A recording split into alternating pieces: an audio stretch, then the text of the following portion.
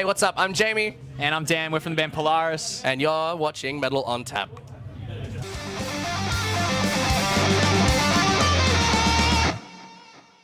G'day everyone, Jai here from Metal on Tap, and I've got two very fine gentlemen with me today. Would you like to introduce yourself, boys? My name's Dan.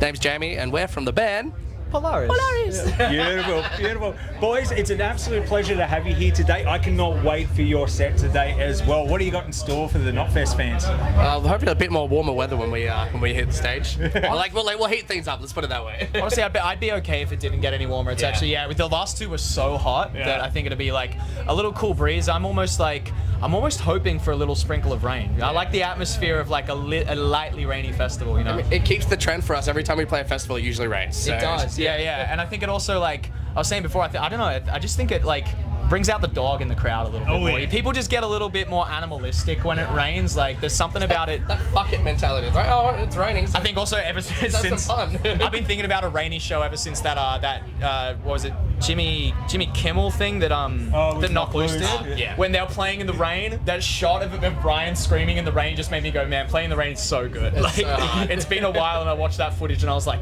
I kind of want a rainy show sometime soon. And it's one of the things too, because at that point in time, if we're all soaked, we're like, well, I don't know if it's sweat or if it's rain, so it's all good to get up against each other. Yeah, people kind of stop giving a fuck, and like they really commit to the. It's alright, we're messy now. Like, yeah. And I gotta say, in Brizzy, I saw some pyrotechnics. Did you guys nearly die? Like, it's a million degrees fucking there. hot, man. It was Intense. Both of those shows, like Melbourne, I'd say was worse than Brizzy because really? the sun was just on us the whole set. Whereas Brisbane, because it was in the showgrounds and there was some buildings, like there was a point halfway through the set where the sun went behind a building and the temperature dropped instantly. Yeah. And it was just like, oh yeah. I can finally breathe. Like, There's always that. There's usually my favorite moment of like any festival set, particularly if it's a little bit later in the day, is there's always some point in the set when a breeze will come through. Yeah. And you just go like, oh, I'm so alive right now. Yeah. Holy shit! Like it just feels different. I think it was the Brisbane show. I actually got really worried, although maybe it was Melbourne. There was like the angle of the sun about 20 minutes before we went on, like when I went on to suss the stage, the sun was coming through and hitting the haze on the stage in a way that I couldn't see a thing. Like I couldn't see past the end of the stage, and I was like, oh, this is bad. Like I can't, like I'm blind up here. And then like luckily once I got in the seat and it cleared a little bit, it was actually perfect. But I was literally going, dude, I'm intense. when the haze reflects just white into your eyes, it was kind of crazy. I have this funny thing too with when it comes to the pyro, like I think these guys are very aware of where the pyro is and when it's coming because they have to be because they can walk around, right? But once we figured out the pyro cues, I just kind of stopped thinking about them because I don't have to go anywhere. Yeah, so you're not moving, so I can't walk into the you're pyro. always safe. So like the first one that goes off always takes me by surprise. And it'll just hit this bit and it'll just go boom, and I'll like, what was that? Oh shit! Right, that's what we paid for. I love it. It's good that we moved though, because the flames that are at the back were meant to be quite close to you, and I think on those 2 hot days, I think that would have been very bad. For me, for the techs, for everyone, it was definitely. There's, I don't know. Every time we play with pyro, though, I say this to the boys all the time. I'm like, I really hope this never stops feeling cool. Like, I hope there never comes a day where the pyro goes off, and I'm like, yeah, whatever. Like, because as far as I can imagine, like every time it goes off, it's a G up, and you go, like.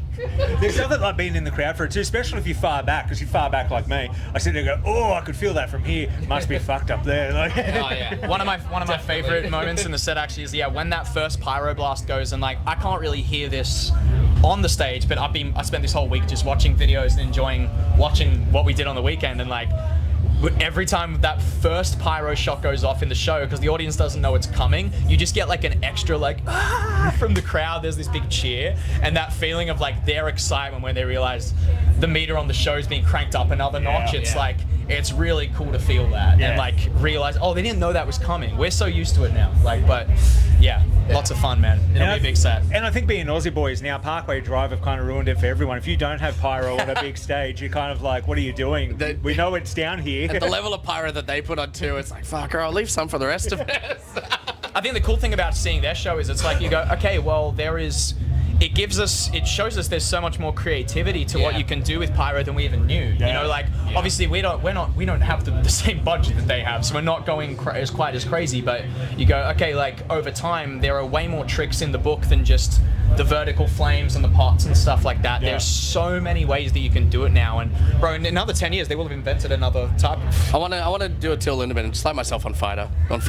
Just walk out on stage and resemble the Death Me artwork. fully commit to the artwork. We've seen some great shit too, man. We just toured with Beartooth in Europe not that long ago, and Caleb walked out like 4 songs in with a handheld flamethrower and just went down and just went. Sick. And they were really nice. They saved the tank of gas for us to play with. Yeah, on the last show. Hell yeah. We were like, I felt so powerful shooting that freaking thing. There's like a slow motion videos of all of us just going ah ha ha. You can't help but like make a crazy face when you do like Scorpio in The Simpsons, like when he's got the flamethrower. You feel like a maniac. Yeah, it's great. So when are we getting the flamethrower in the Polaris live set? It might have to be a little bit of time. We don't want to directly copy Caleb. You know, that's his. And you said it on tape. He does it well. Yeah, exactly. He'll know. There's plenty of time. Yeah. And talking about going on, you know, the new album's been out for a little while now. Great reception. Been touring for a while. When's new stuff coming? We're working. It's just we're writing at the moment. So there's some stuff in the works. By no means is anything coming out. Like we're not. You know, not surprise dropping anything tomorrow or anything. There's nothing coming anytime soon. But yeah, we're in the process. You know, we've been slowly working on ourselves, and I guess finding our feet. Yeah. And you know, just like we took a bit of time off, and which was well needed. And you know, we've kind of got back into the swing of things at the beginning of this year, and like we're all pretty in a good spot where we're all hungry for it. We're ready to dive back into it and start working on some new music. So we'll see. Like I don't want to say when anything might be coming out, but there's new stuff in the works. Yeah, it's all just a matter of when it comes together. But like there's quite a number of songs being worked on. We just don't have something that's necessarily like ready to release yet. So, but I think. I think as soon as this is over, we're going to be diving a little bit more heavily into it and trying to really hone in, because you know, prepping this show and everything was a lot of work because we were trying to step up what we were doing, and we've had other things to focus on, and we also needed, you know, we've, you know, just a bit of a, you know, I guess overhaul of how we were doing some of our business as well. We've done like a lot in the last few months behind the scenes that's put us in a better place to be ready to write. I think that's the main thing, is it's like all of that stuff is putting us in a spot where we know we're not going to be worrying about a lot of the things we were worrying about before, and we can focus on the important stuff. And once the ball gets rolling more steadily, I think it's going to come really well. But this record is, you know, the next thing we do, it's going to carry a lot of significance, and so we don't want to rush it. You know, we want to first thing back after losing one of our band members, and we're still mourning, we're still grieving, and obviously the record is. It's going to reflect what we've gone through in a lot of ways, so it's not something that we're just going to crank out in a rush. More therapeutic. Yeah, and I think our fans are pretty understanding and are expecting of that too. You know, we'll have music out when we're ready for it to come out, and I'm sure our fans are. And look, that's the best understanding time. Enough to wait that long. And that's the best time to release it when you're ready. And I've got to ask you a question, because you are one of those bands that are growing. You get more popular overseas. Has your writing style changed? Do you now go, okay, if we're writing a couple of songs, how do you envision it live? Because I know that's something Parkway's done. Ghosts talk about it a lot. Like, we play arenas now. Our songs need to sound good in arenas. Does it rub off? I think like every record we've kind of like since the Mortal Coil, I think we kind of have every record since we've kind of had that mentality of, you know, how does this translate? How do we want this to, you know, what rooms do we want to see this like being played in? Like, does that make sense? Like, and what effect are you envisioning this section having in a live room? How do you want the crowd to move? Like, I think once you've seen an arena full of people, it changes your perception of what you can do with the interaction and stuff like that. And when you watch some guys who are just like masters of the craft at how they command an audience, whether it's, you know, watching Parkway or watching Bring Me and the way Ollie does it, like, you know, we've watching Slipknot this weekend. All those bands have different approaches, but they all translate really well. You know, we learned a lot watching that Beartooth tour. Like they had an amazingly constructed set that flowed really really beautifully, and there were so many great crowd moments. And yeah, I think we take it into consideration, but we also, I think we try not just to make sure that we're not, watering down the music in order to make it easier for live or stuff like that, which is an easy trap to fall into. No, yeah, it's good to know that as well. But boys, you got some more things coming up. You've got the set soon. Like, people watching this now, because we're live streaming a couple of things here as well. What can they expect from the set? Well, we've already said there's fire. Yeah, there's some fire moments. The fire and the flames. A lot of a lot of energy. It's a lot of fun. Yeah. It's our first shows in like main city shows since the Fatalism tour, so it's just good to be back out in our home cities. Back in our home city in Sydney, like.